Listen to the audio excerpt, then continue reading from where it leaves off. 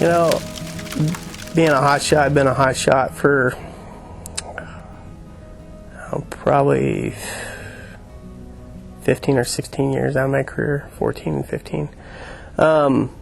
We've got to travel all over the place. I've been from Alaska to Georgia to North Carolina, Tennessee, Minnesota, Virginia.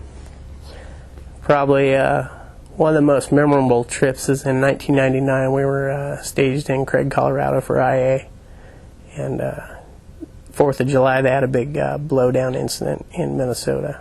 Had a huge storm come in over the Boundary Waters Canoe Area Wilderness, blew down thousands of acres, 110-mile-an-hour winds.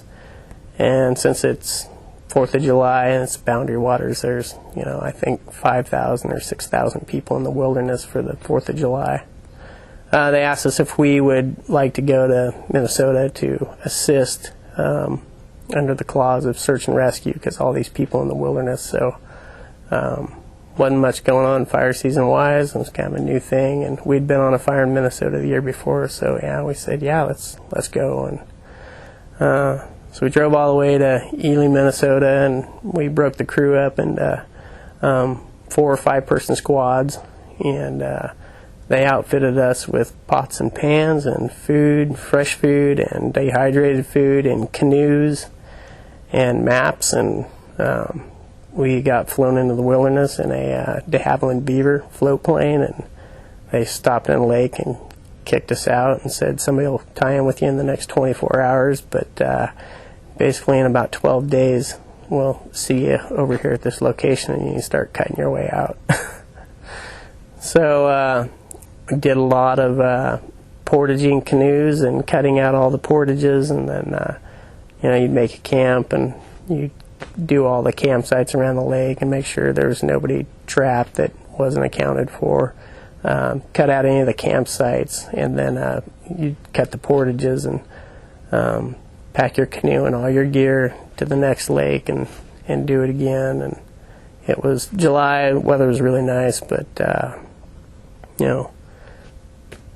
12, 13 days in the Boundary Waters canoeing around, just doing 12 hours a day, no wage pay, but probably one of the greatest experiences I've ever had. We didn't even, the only fire we saw was a campfire at night, but something really unique that it was a great time. That's one of the things. If I wasn't doing this job, I probably couldn't even tell you where the Boundary Waters Canoe Area Wilderness is. I mean, the places we get to go and the things we get to see. We were in South Dakota one year, and we staged at Mount Rushmore on 4th of July in case they lit the monument on with the fireworks show. So, staged at Mount Rushmore, 70,000 people on the 4th of July. Something that doesn't happen for most people. Going to Alaska, upper Yukon, out in the middle of really nowhere, and totally off the grid for 14 or 21 days, working in those environments. It's always something that's pretty fun, pretty rewarding, and something that most people don't ever get to do or see that part of the world. To be able to spend 14 days in it and camp and do the work we do is pretty awesome. It's 99. I mean, it was kind of a new twist on using the hotshot crews. Now they've Katrina and Rita and 9/11 and all that kind of stuff, but I don't remember much of that going on in 99. It was, you were on a fire, and that's all you did as a hotshot. And so, I know it was a new experience for us, and it was probably one of the best.